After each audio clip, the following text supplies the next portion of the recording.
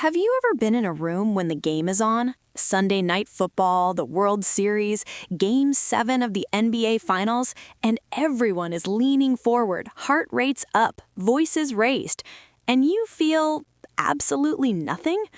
Not boredom, not irritation, just the quiet awareness that whatever is happening here isn't speaking to your brain. Most people assume that means something is missing. It doesn't. In the US, sports aren't just entertainment, they're identity, they're routine, they're social glue. So when you don't care about baseball, football, or basketball, it's treated like a flaw. But psychology suggests the opposite. People who don't obsess over sports aren't disengaged, they're wired to invest attention differently. And once you see how attention actually works, that silence during the game starts to make sense. The human brain evolved around groups. Belonging meant survival. Your tribe meant food, protection, identity. Modern sports activate that same ancient wiring.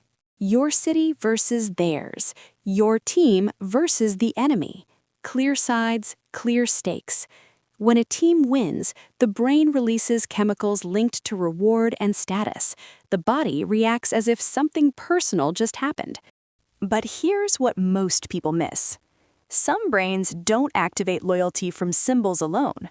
For them, a logo isn't enough. A city isn't enough. Inherited fandom doesn't feel meaningful. So the mind quietly asks, why this team? Why should this outcome affect me? When those questions don't get answered, the emotional attachment never fully forms. Not because something is broken, because discernment kicked in. Sports are built around anticipation, close games, uncertainty, last-second moments. That unpredictability creates dopamine, the brain chemical tied to motivation and habit formation. For many people, this loop is powerful. It pulls them back week after week. But not every brain responds the same way. Some people simply don't get a strong reward from watching competition they aren't part of. So instead of excitement, they feel neutrality. It's not resistance, it's chemistry. Without that reward loop, obsession never takes hold. Think about how this shows up in real life. Two people sit down to watch the same playoff game. One feels their pulse rise. They lean forward. They check the score even during commercials. Their brain is being fed tiny, unpredictable reward signals. Maybe this drive, maybe this play, maybe now. The other person watches for 10 minutes and then checks the clock. Not because they're distracted, because nothing is pulling them forward. No chemical tension, no urge to stay. To one brain, the game feels alive. To the other, it feels like waiting. And when anticipation doesn't land, attention lets go naturally. Deep interest takes space. Following sports seriously means tracking players, stats, rivalries, long-running narratives. That's real mental investment. People who don't follow sports often made that investment somewhere else early on. Skills, ideas, creative work, systems they could build and improve. Their attention was already committed, so when sports came along, the brain didn't reject them. It simply had no room left. The passion slot was filled. Watching sports feels physical for a reason. When you watch someone perform, your brain simulates the action. That's why a great play can raise your heart rate even though you're sitting still. But this only works when you identify with the person you're watching. People who don't obsess over sports still experience this effect, just with different figures.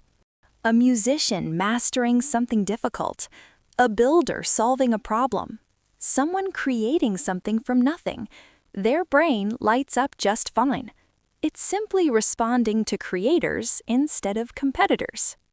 Sports offer ready-made narratives. The drama is set. The outcome unfolds.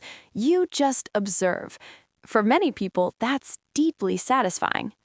But some minds don't want to consume meaning. They want to generate it. They feel restless watching someone else's season when they could be shaping their own long-term project. They're not waiting for a championship moment. They're working towards something slower and personal. This contrast usually becomes obvious in quiet moments. The game ends, the excitement fades, Monday comes. For one person, the emotion resets back to zero, waiting for the next season, the next matchup, the next storyline. For the other, something remains. A page written, a skill slightly improved, a project that moved forward by an inch. It's not that one person enjoys life more. It's that one form of attention closes a loop and the other keeps opening one. That's why some people feel strangely empty after watching and strangely grounded after building. In American culture, sports make conversation easy. They're a safe entry point. When you don't follow them, there's often a pause. That pause gets mistaken for detachment. But without sports as a shortcut, conversations move elsewhere.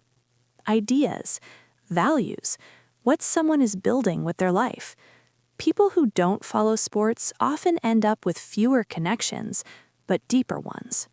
So people who don't obsess over baseball, football, or basketball aren't missing something. Their attention simply points somewhere else.